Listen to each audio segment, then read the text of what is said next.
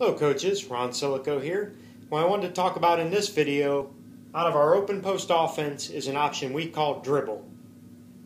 It's basically exactly what we've said. Now, again, you could call it whatever name you want, but what we're really looking for is against intense man-to-man pressure or even against sagging pressure. It works either way. We're encouraging people to dribble. So obviously within this offense, if you've got some people that really can dribble penetrate, it'll serve you well.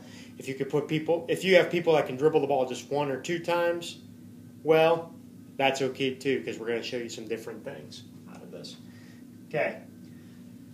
We're always encouraging people to go to the basket out of this offense. We really think this offense, when it's spaced properly and there's been some cuts and movement and making the defense shift around, really opens up driving opportunities. So that's our first intention, is if players can get on straight line drives to the bucket, we do that. Okay? However, sometimes the defense is going to be good and is going to cut players off. So this is where we have a rule in our offense. Anytime a player dribbles at you, you either cut to the basket if the defense is in the passing lane, or if the defense is sagged off, you make a one or two step V cut to the basket, and then you're going to come back around for a dribble handoff. And then we've got a weave component out of that. So let's say the ball's at the point to start. This person's really trying to break down with the dribble, can't do it. Then they veer off and dribble right at this player. If our defense is in the passing lane, like this, we want this player cutting to the basket. That's non-negotiable. We can't have a dribble handoff if the defender's in the passing lane, so that player needs to cut to the basket, and it's a great way to teach players to aggressively cut to the basket. Okay. So now let's say the situation is different. Let's say the defense is sagged off a little bit. Maybe they're playing a pack-style defense. Maybe the defensive player just hasn't got in the passing lane yet. Maybe they're sliding over and help.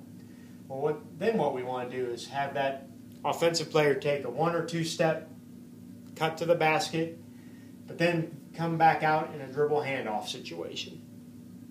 Okay? So it's something you really have to teach your players to read. What we always say is, when in doubt, basket cut.